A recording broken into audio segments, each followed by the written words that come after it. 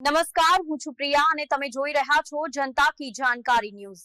નજર કરીએ આજના સમાચાર ઉપર। વેરાવળમાં લઘુ રુદ્ર દ્વયાગ સેવા સમિતિ દ્વારા શ્રાવણ માસમાં શિવ ઉપાસના યજ્ઞના મુખ્ય આચાર્ય શ્રી ભાસ્કરભાઈ જોશી દ્વારા શ્રાવણ માસનો ધર્મ અને આસ્થાનો ત્રિવેણી સંગમ।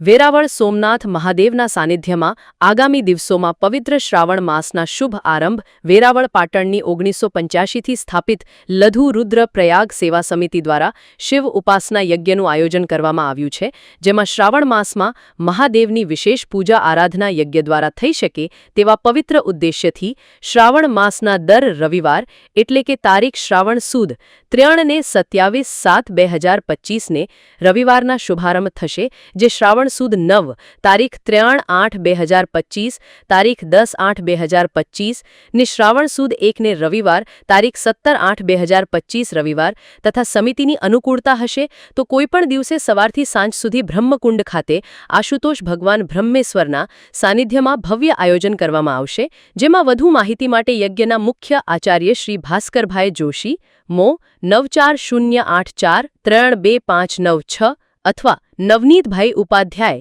9426206599 તેમજ શાસ્ત્રી શ્રી મહેશભાઈ જોશી 9879714642 નો સંપર્ક પણ કરી શકાશે।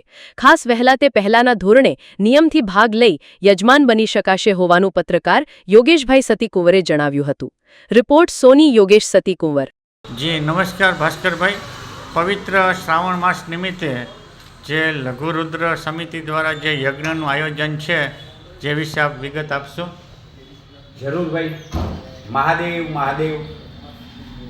અમારી વેરાવળની લઘુરુદ્ર યાગ સેવા સમિતિ દ્વારા છેલ્લા લગભગ 38 વર્ષથી વેરાવળ ખાતે રેલવે સ્ટેશન રોડ ઉપર આવેલા બ્રહ્મેશ્વર મહાદેવના મંદિરમાં ભગવાન મહાદેવજીની સાધના આરાધના થઈ શકે અને કોઈ પણ પ્રકારના નાત જાતના ભેદ વિના શિવ ભક્તો જે છે એ ભગવાન મહાદેવની પૂજા અર્ચના કરી શકે, યજ્ઞના ભાગીદાર બની શકે, આવી અમારી એક પોઝિટિવ દ્રષ્ટિથી છેલ્લા 38 વર્ષથી અમારી આ સંસ્થા સેવા આપે છે, જેની અંદર કોઈ પણ પ્રકારના નાત જાતના ભેદ વિના, કોઈ પણ પ્રકારના રૂપિયાના લેણદેણ વિના આ કાર્ય થાય છે।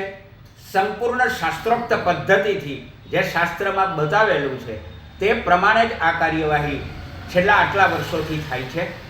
વિશેષમાં જણાવું તો આ યજ્ઞ જે થાય છે મહાદેવજીનો, એ યજ્ઞ આપણે ઘરે કરીએ તો 30 થી 35 હજાર રૂપિયાનો સ્વાભાવિક રીતે ખર્ચ આવે। આની અંદર માત્ર અને માત્ર પૂજાપાનો ખર્ચ ફક્ત 5500 રૂપિયામાં